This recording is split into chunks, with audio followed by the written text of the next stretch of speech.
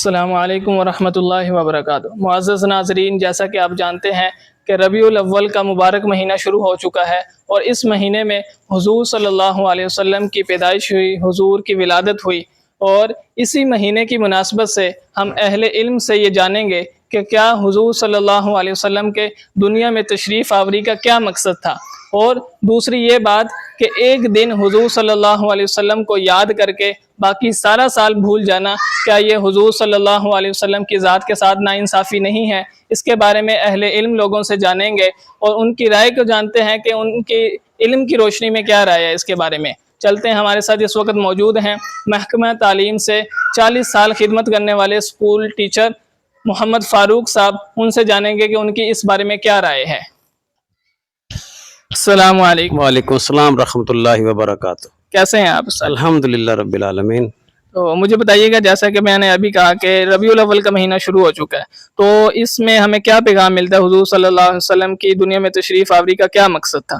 نبی مہربان صلی اللہ علیہ وآلہ وسلم کی دنیا میں تشریف آوری، اور اس کے ساتھ سارے انبیاء صلی اللہ علیہ وسلم کا اللہ کریم نے دنیا میں بھیجنا، اس کا ایک ہی مقصد تھا کہ بندوں کو بندوں کی غلامی سے چھڑا کے اللہ کی غلامی میں دینا، اور سب سے بڑا مقصد وہی ہے کہ اقامت دین الہی اسلامی حکومت کا قیام، اور جیسے فرمایا گیا کہ قرآن و سنت کی دعوت لے کے اٹھو اور پوری دنیا پہ چھا جاؤ۔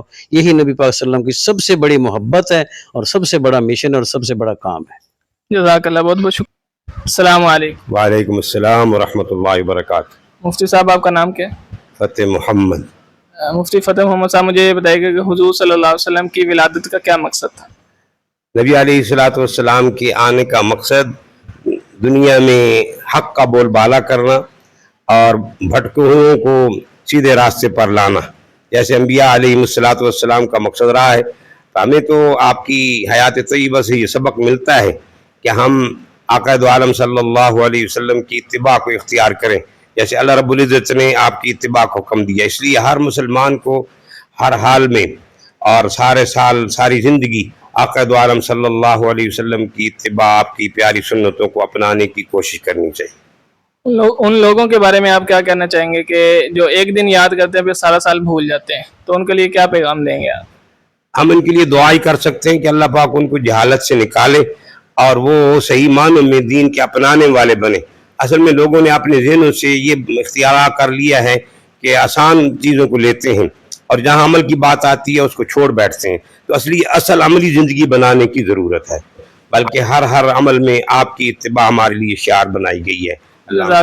جزاک اللہ، بہت بہت شکریہ۔ مفتی صاحب، آپ کا کیا نام ہے؟ میرا نام محمد ناصر ہے۔ مفتی ناصر صاحب، مجھے یہ بتائیے گا کہ حضور صلی اللہ علیہ وسلم کے دنیا میں، کیونکہ ربیع الاول کا مہینہ چل رہا ہے، تو دنیا میں حضور صلی اللہ علیہ وسلم کے آنے کا کیا مقصد؟ حضور رحمت کائنات صلی اللہ تعالیٰ علیہ وسلم دنیا کے اندر تشریف لائے۔ آپ کا آنا اس کائنات کی وہ بڑی نعمت ہے جس نعمت کا احسان اللہ پاک نے بھی جتلایا۔ لقد من اللہ علی المؤمنین اذ بعث فیہم رسولا من انفسہم، کہ اللہ تعالیٰ نے، اللہ فرما رہے ہیں کہ تحقیق اللہ پاک نے ایمان والوں پر احسان کیا ہے کہ انہی میں سے ایک رسول بھیجا، اور آپ صلی اللہ علیہ وسلم کی بعثت کا جو مقصد ہے وہ امت کی ہدایت ہے۔ یتلو علیہم آیاتہ، اللہ پاک کی آیتیں پڑھ پڑھ کر امت کو، لوگوں کو سنائیں گے۔ وَيُزَكِّيهِمْ، ان کا تزکیہ کریں گے۔ وَيُعَلِّمُهُمُ الْكِتَابَ وَالْحِكْمَةَ، اور انہیں قرآن اور حدیث سکھلائیں گے۔ تو آپ صلی اللہ علیہ وسلم کی آپ صلی اللہ علیہ وسلم کی بعثت جو ہے وہ امت کے لیے نعمت ہے، اور آپ کے آنے کا مقصد امت کی ہدایت اور رہنمائی ہے۔ ہم آپ صلی اللہ علیہ وسلم والے سنت اعمال کو سیکھیں اور ان کے مطابق عمل کریں، اسی مقصد کے لیے رحمت کائنات صلی اللہ علیہ وسلم کو دنیا کے اندر بھیجا گیا۔ جزاک اللہ، بہت بہت شکریہ۔ السلام علیکم۔ وعلیکم السلام۔ کیا نام ہے آپ کا؟ جی، محمد خالد فاروق۔ محمد خالد صاحب، مجھے بتائیے گا، جیسے کہ ربیع الاول کا مہینہ شروع ہو چکا ہے، حضور صلی اللہ علیہ وسلم اس مہینے میں پیدا ہوئے، تو حضور صلی اللہ علیہ وسلم کے دنیا میں آنے کا کیا مقصد تھا؟ نبی کریم علیہ الصلوۃ والسلام مکارم کے اخلاق کی تکمیل کے لیے دنیا میں تشریف لائے۔ آپ رحمت للعالمین بن کے دنیا میں تشریف لائے، آپ دونوں جہانوں کے لیے رحمت بن کے آئے۔ اس میں کوئی تخصیص نہیں ہے کہ یہ کیا ہے کیا نہیں، یعنی قیامت تک کے لیے آپ کی رحمت جاری و ساری، تمام مسلمانوں کے لیے کیا بلکہ تمام کائنات کے لیے۔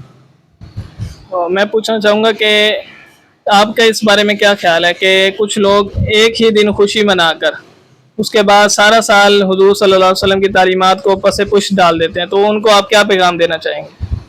جی یہ جو ہے نا تواریخ کے اختلافات تو تاریخ کا اختلاف ہوتے رہتے ہیں، لیکن جو خوشی ہے نا وہ تو سب کے لیے جو ہے نا وہ برابر ہے، کیونکہ یہ ایک ایسا مقدس مہینہ، ایک ایسا موقع ہے کہ پوری انسانیت کے لیے خوشی کا موقع ہے۔ باقی جہاں تک آپ کے اس سوال کا تعلق ہے کہ صرف ایک دن کے لیے، یہ تو سر ممکن ہی نہیں ہے۔ یہ تو جو ہے نا پوری زندگی کے اندر آپ کو انہی حسین تعلیمات پہ عمل کرنا چاہیے، جس کے لیے میری اماں عائشہ صدیقہ رضی اللہ تعالیٰ عنہ نے فرمایا کہ آپ جو ہے نا آپ کا خلق قرآن ہے، آپ جو کچھ جب تک آپ قرآن مجید پڑھتے رہیں گے آپ نبی کریم علیہ الصلوۃ والسلام کی تعلیمات پہ بالواسطہ یا بالواسطہ عمل کرتے رہیں گے۔ اور یہ جو ہے نا یہ صرف ہمارے مسلمانوں کے لیے نہیں ہے، بلکہ میں یہ بار بار یہ بات کر رہا ہوں کہ یہ پورے انسانیت کے لیے، حتیٰ کہ جانوروں تک کے واقعات ملتے ہیں کہ ان کے لیے بھی جو ہے نا حیوانات کے لیے بھی نبی پاک علیہ الصلوۃ والسلام کی رحمت جاری و ساری ہے، اور اس کو صرف ایک دن کے لیے محدود کر دینا تو بہت بڑی زیادتی ہے۔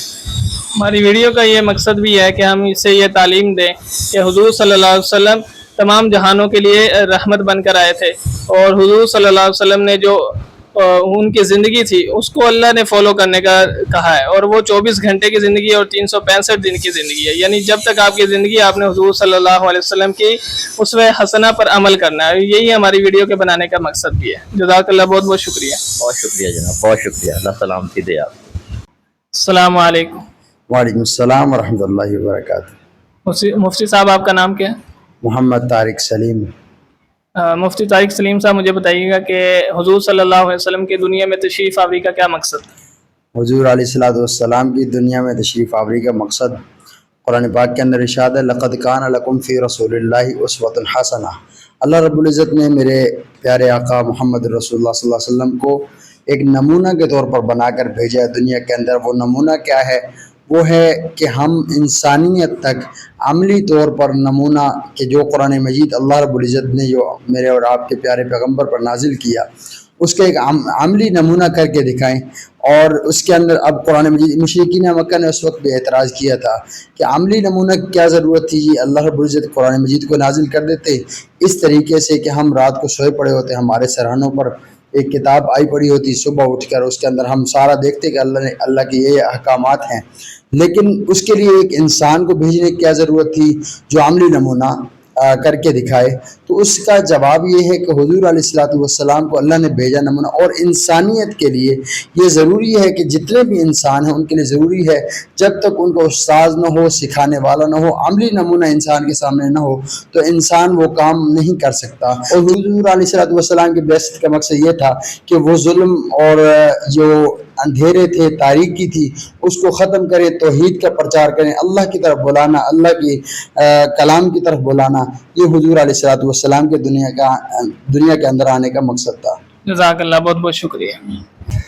ناظرین، اس وقت ہم مفتی صاحب کے ساتھ موجود ہیں۔ مفتی صاحب سے جانتے ہیں کہ حضور صلی اللہ علیہ وسلم کے دنیا میں آنے کا کیا مقصد تھا۔ السلام علیکم۔ وعلیکم السلام ورحمۃ اللہ وبرکاتہ۔ آپ کا پورا نام کیا ہے؟ میرا نام شاہد نور ہے۔ شاہد نور صاحب، مجھے بلکہ آپ مفتی ہیں، مفتی شاہد صاحب، مجھے آپ یہ بتائیے گا کہ حضور صلی اللہ علیہ وسلم کی دنیا میں تشریف آوری کا کیا مقصد تھا؟ بسم اللہ الرحمن الرحیم۔ جیسے کہ قرآن مجید کی بہت ساری آیات اس چیز پر شاہد ہیں کہ نبی کریم صلی اللہ علیہ وسلم کو دنیا میں بھیجنے کا مقصد یہ تھا کہ دنیا کو جو زندگی گزارنے کا قیامت تک کے لیے ایک آخری ورژن دے دیا جائے، جس کے بعد قیامت تک کے لیے یہ کہہ دیا جائے کہ اب حضور جو آئے ہیں، جتنے بھی تمام مسائل روئے زمین پر اس وقت موجود تھے ان تمام کا حل لے کر آئے، اور آپ علیہ الصلوۃ والسلام نے ایک ایک مسئلہ کا حل قیامت تک کے لیے حل کر دیا۔ اب ہمارے پاس جو ہے دین اسلام کی روشنی میں ایک اتنا اسوہ حسنہ رسول اللہ صلی اللہ علیہ وسلم کی ذات کی بابرکت کی وجہ سے ہمارے پاس موجود ہے، جس میں ہم یہ طے کر سکتے ہیں کہ ہم پیدائش سے لے کر وفات تک کس ٹائپ پر، کس طرز پر زندگی گزاریں۔ ایک میرا چھوٹا سا سوال تھا آپ سے کہ کچھ لوگ جو ہے نا معاشرے میں، وہ ایک دن جو ہے نا حضور کی پیدائش کی خوشی مناتے ہیں، کیک وغیرہ کاٹتے ہیں، تو اس کے علاوہ جو ہے نا وہ سارا سال بھول جاتے ہیں، تو ان کے لیے کیا پیغام دینا چاہیں گے؟ کیا یہ حضور صلی اللہ علیہ وسلم کی ذات کے ساتھ ناانصافی نہیں ہے کہ ایک دن یاد کرنا اور اس میں بھی نماز وغیرہ چھوڑ دینا اور کیک وغیرہ کاٹتے رہنا، تو سارا سال بھول جانا، تو اس کے بارے میں آپ کا کیا خیال؟ بحیثیت قوم ہمارا اسلامی مزاج ختم ہے، ہم ذرا عیسائیت یا یہودیت یا دوسری جو فلسفے ہیں ان کی طرف ہمارا ذہن ذرا زیادہ جاتا ہے۔ اسلام کا کنسیپٹ ایسا نہیں ہے۔ اسلام برتھ ڈے کو منانا، یہ کرنا وہ کرنا، اس میں پنجابی کے اندر کہہ سکتے ہیں یا ہم یہ کہہ سکتے ہیں کہ بھئی حضور کی ماننا ایک ہے اور ایک ہے حضور کو ماننا۔ اگر ہم اس کو برتھ ڈے تک رکھتے ہیں تو یہ تو حضور کو ماننا ہو گیا اور پھر حضور کی ماننے کا انکار ہو گیا۔ اللہ تعالیٰ ہمیں ہدایت دے، مجھے بھی اور سب کو۔ آمین، جزاک اللہ، بہت بہت شکریہ۔ جی ناظرین، جیسا کہ اس وقت میں موجود ہوں ایڈوکیٹ رانا زاہد صاحب کے پاس، ان سے پوچھتے ہیں کہ وہ حضور صلی اللہ علیہ وسلم کے دنیا میں آنے کا کیا مقصد سمجھتے ہیں، اور کیا ایک دن خوشی منا کر حضور صلی اللہ علیہ وسلم کو باقی سال بھول جانا، کیا شریعت اس چیز کی ہمیں اجازت دیتی ہے؟ کیا یہ ناانصافی نہیں ہے کہ حضور صلی اللہ علیہ وسلم کو ایک دن یاد کر کے پھر سارا سال بھول جایا جائے؟ تو اسی کے بارے میں رانا زاہد ایڈوکیٹ صاحب سے اس کے بارے میں رائے لیں گے۔ السلام علیکم۔ وعلیکم السلام ورحمۃ اللہ۔ رانا زاہد صاحب کیسے ہیں آپ؟ میں ٹھیک، الحمدللہ۔ جیسا کہ میں نے ابھی سوال کیا کہ حضور صلی اللہ علیہ وسلم کے دنیا میں آنے کا کیا مقصد تھا، تو اس کے بارے میں آپ پبلک کو کیا پیغام دینا چاہیں گے؟ میں تو صرف پیغام یہ دینا چاہوں گا کہ جو ہمارے نبی صلی اللہ علیہ وسلم ہمارے لیے گفٹ لے کے آئے ہیں دنیا میں، سب سے بڑا وہ قرآن کریم ہے، اور جو شخص قرآن کریم کی تلاوت کر لیتا ہے بمائے ترجمہ، میرا نہیں خیال کہ وہ دنیا کے کسی بھی خرافات میں پڑھے گا یا اس کو پڑھنے کی ضرورت ہوگی۔ 12 ربیع الاول ضرور آتی ہے، ہم نے جو خرافات شروع کی ہوئی ہیں 12 ربیع الاول کے حوالے سے جشن منایا جاتا ہے، اس کی تاریخ میں یا تاریخ اسلام میں کوئی مثال نہیں ملتی کسی بھی قسم کی۔ یہ سراسر بدعت ہے، شرک ہے، اور اللہ تعالیٰ، میں کہتا ہوں 99 بندے کے گناہ ہوں اور ایک شرک سے پاک ہو تو اب میں بھی اللہ تعالیٰ اس کی بخشش فرما دے، لیکن اگر 99 نیکیاں ہو اور ایک ساتھ شرک کر لیا ہو تو قطعی طور پہ اس کی کوئی بخشش کی گنجائش نہیں موجود ہے، میرا یہ نزدیک ہے۔